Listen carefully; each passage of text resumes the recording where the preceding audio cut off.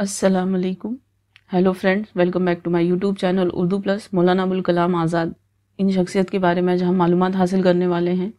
मौलाना अबुल कलाम आज़ाद का तारुफ है। असल नाम उनका अबुल कलाम मोहिउद्दीन अहमद आज़ाद, तखल्लुस आज़ाद, पैदाइश 11 नवंबर 1888 ईस्वी, पैदाइश की जगह मक्का, वालिद का नाम मोहम्मद खैरुद्दीन, वालिदा का नाम आलिया है, ज़ौजा का नाम यानी बीवी का नाम उनके ज़ुलेखा है। उनका जो पेशा रहा है वो है माहिर इलाहियात, थियोलॉजी, सियासी रहनुमा भी थे और स्कॉलर भी। सियासी पार्टी इंडियन नेशनल कांग्रेस, उनको जो अवार्ड मिला था वो था भारत रत्न। मौलाना अबुल कलाम आज़ाद के आइडियल हैं शिबली नुमानी, हमीदुद्दीन फ़राही, जमालुद्दीन अफ़गानी, मोहम्मद उब्दा, सरमद काशानी। वफ़ात 2 फरवरी 1958 ईस्वी।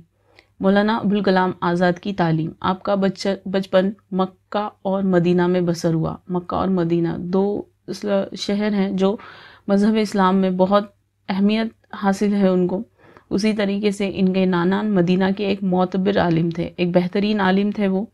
मदीना में इनके वालिद का मकान दीनी तालीम का एक बहुत बड़ा मरकज़ था। मतलब इनके जो वालिद का मकान था वहाँ से बहुत बड़े पैमाने पर दीनी तालीम लोगों को दी जाती थी। इब्तदाई तालीम आपने वालिद से हासिल की। आपने काहिरा के मशहूर यूनिवर्सिटी अल अज़हर में भी तालीम हासिल की। 14 साल की उम्र में आपने जामे अल अज़हर में उलूम मशरिकी का तमाम नसाब पूरा किया था और इस कदर इस्तेदाद पैदा कर ली थी कि आपको मुख्तलिफ मज़ामीन पढ़ाने पर मामूर कर दिया गया था। मतलब इनकी जो तालीम थी वो इतनी परफेक्ट हो गई थी कि वो कोई भी मजमून, कोई भी सब्जेक्ट जो है आसानी से पढ़ा सकते थे। आपका इल्मी तजुर्बा लोगों को ताज्जुब में डाल देता था। मतलब जिस उम्र में, जिस एज में वो थे उस वक्त इनके पास बहुत ज़्यादा नॉलेज आ गई थी। इनकी तेज़ फहमी मतलब उनकी जो अकल थी वो ज़्यादा बड़े पैमाने पर सोचती थी। जो उम्र नहीं थी उससे ज़्यादा बड़ी सोच वो रखते थे। ज़ौक़े मुताला, उनको मुताला करने का शौक़ था, जिसकी बेपनाही ख़ानदानी व माहौलियाती तासुबात पर गालिब थी।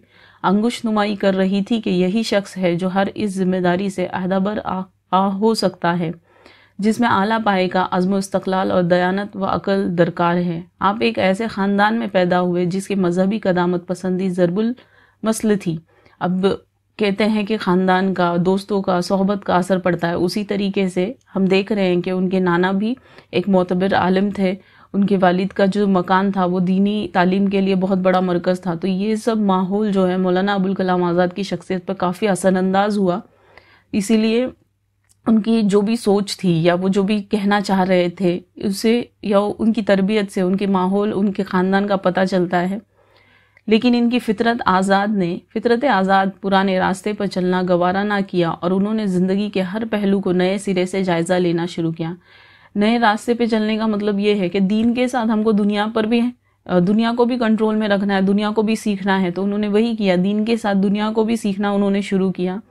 तो इसलिए वो कहा कि हर पहलू का वो नए सिरे से जायज़ा लेना चाहते थे। इस इनकलाब ज़हनी की पहली झलक इनके खुद नविश्ता सवाने उम्री तस्किरा में मिलती है। ये किताब उन्होंने 30 बरस की उम्र में अपनी नज़रबंदी के आयाम में लिखी थी। इसमें आप लिखते हैं, नज़रबंदी करना मतलब अंग्रेज़ क्या करते थे कि अगर उनके ख़िलाफ़ किसी तहरीक में शामिल हो जाओ तो कैद कर लेते थे। वो जेल में तो नहीं डालते थे पर नज़रबंद कर देते थे। मतलब कि आप किसी से मुलाकात नहीं कर सकते, आप कहीं आ जा नहीं सकते, आप आपके ही घर में कैदोबंद रहोगे।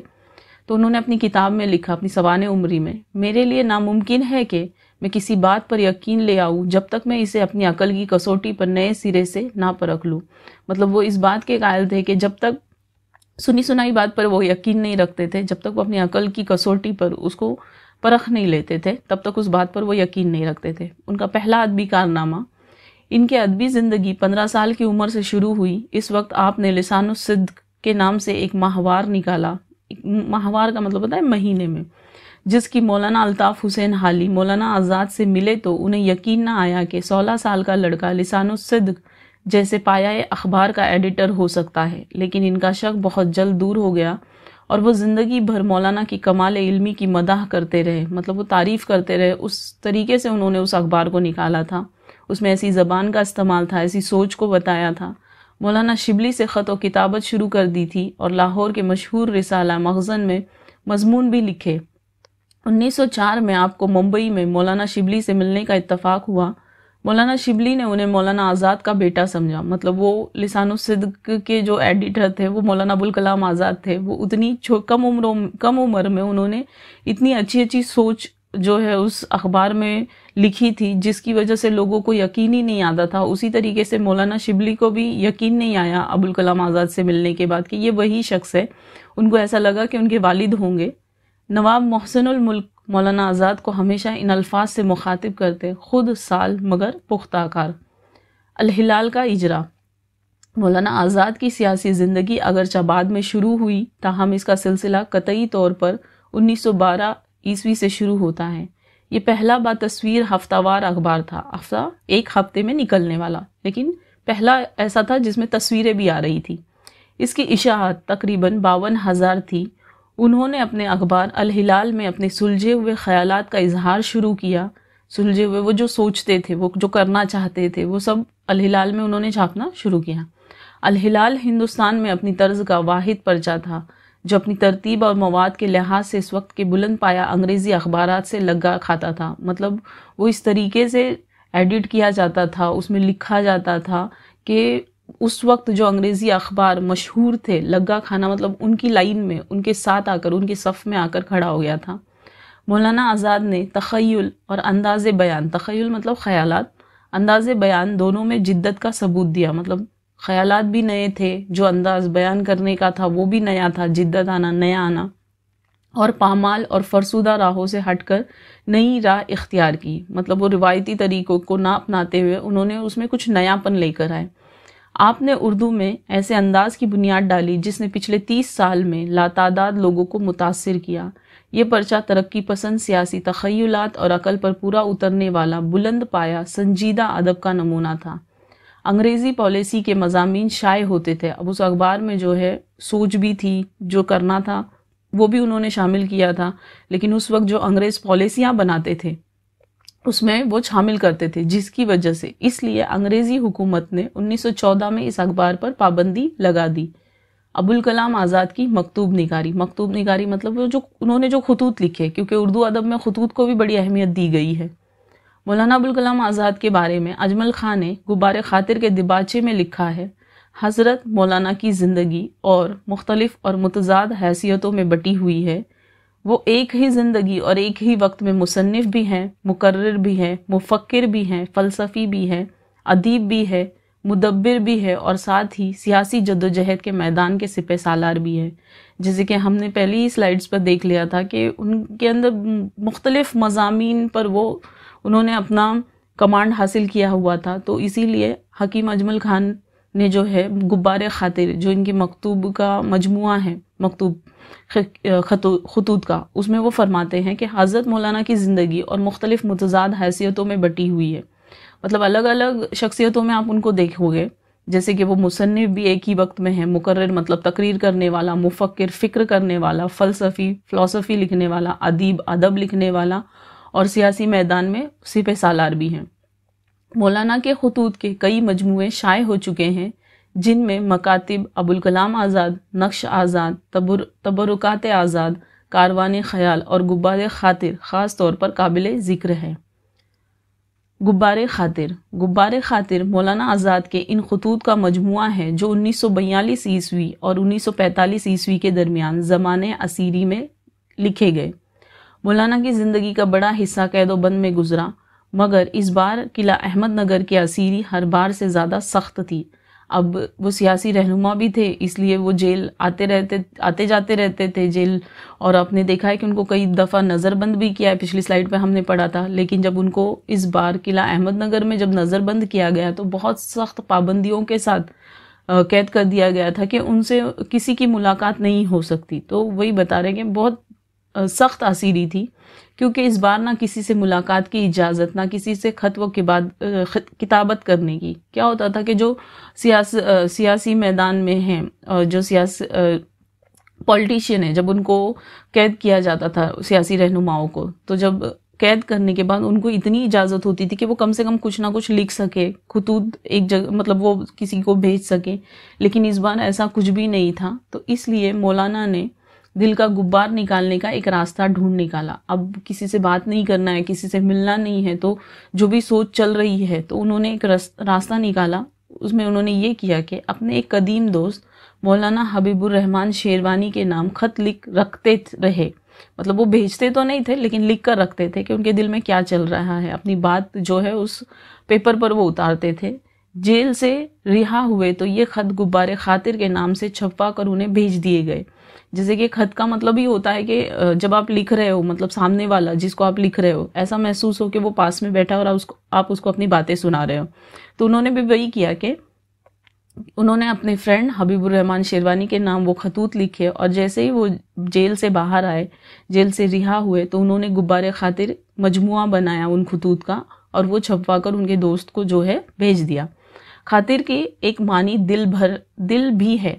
اب غبار کا مطلب ہوتا ہے کہ بہت ساری چیزیں آپ کے اندر بھری ہوئی ہے, اور دل یعنی دل کا غبار جو ہے انہوں نے ان خطوط پہ لکھ کر نکالا ہوا تھا. اس طرح غبار خاطر کا مطلب ہوا دل کا غبار. ایک خط میں شیروانی صاحب کو مخاطب کر فرماتے ہیں, اسے مالک رام جیسے محقق نے مرتب کیا, اور یہ کتاب ساہتیہ اکادمی کی شائع ہوئی مولانا آزاد کی زندگی کے حالات اور ان کے کوائف جاننے کے لیے بہترین ماخذ ہیں. تو مالک رام جیسے محقق یعنی تحقیق نگار نے اس کتاب کو ساہتیہ اکادمی سے شائع کروایا, اور مولانا آزاد کی زندگی کے حالات اور کیفیات کو جاننے کے لیے یہ بہترین ماخذ ہے. اگر آپ غبار خاطر کا مطالعہ کرتے ہو تو اس میں مولانا آزاد کی زندگی, ان کے حالات اور ان کے کیفیات سے آپ واقف ہو سکتے ہو. ایک خط میں شیروانی صاحب کو مخاطب کر فرماتے ہیں, جانتا ہوں کہ میری صدائیں آپ تک نہیں پہنچ سکیں گی, تاہم تبا نالا سنج کو کیا کروں کہ فریاد شیون کے بغیر رہ نہیں سکتی. آپ سن رہے ہو یا نہ سن رہے ہو, میرے ذوق کے مخاطبت کے لیے یہ خیال بس کرتا ہے کہ روئے سخن آپ کی طرف ہے. اب وہ کہہ رہے ہیں کہ مخاطب ہو کر بتا رہے کہ یہ جو تبا نالا ہے, مطلب میرا جو غم ہے, میرا جو سنج ہے, وہ بغیر سنائے میں رہ نہیں سکتا. آپ کے پاس وہ بات پہنچے یا نہ پہنچے, بس مجھ کو لکھنا ہے. اور مخاطبت, ذوق مخاطبت مطلب مجھ کو شوق ہے خطوط لکھنے کا, اور میں بس اس کو لکھ کر رکھ رہا ہوں, یہ آپ تک جب بھی پہنچے تب پہنچ جائیں. ایک جگہ یہ بھی لکھتے ہیں کہ لوگوں نے نام بری کا کام کبھی قاصد سے لیا, کبھی بال کبوتر سے, ہمارے حصے میں ان کا آیا. اب جیسے کہ وہ خطوط لکھ رہے تھے اور ان تک پہنچ نہیں رہے تھے, تو پہلے کے زمانے میں کیا ہوتا تھا کہ خطوط کو قاصد کے ذریعے یعنی خط پہنچانے والا کوئی ایک شخص ہوتا تھا, اس کے ذریعے پہنچایا جاتا تھا, یا کبوتروں سے پہنچایا جاتا تھا, لیکن ان کے پاس دونوں بھی فی الحال موجود نہیں تھے.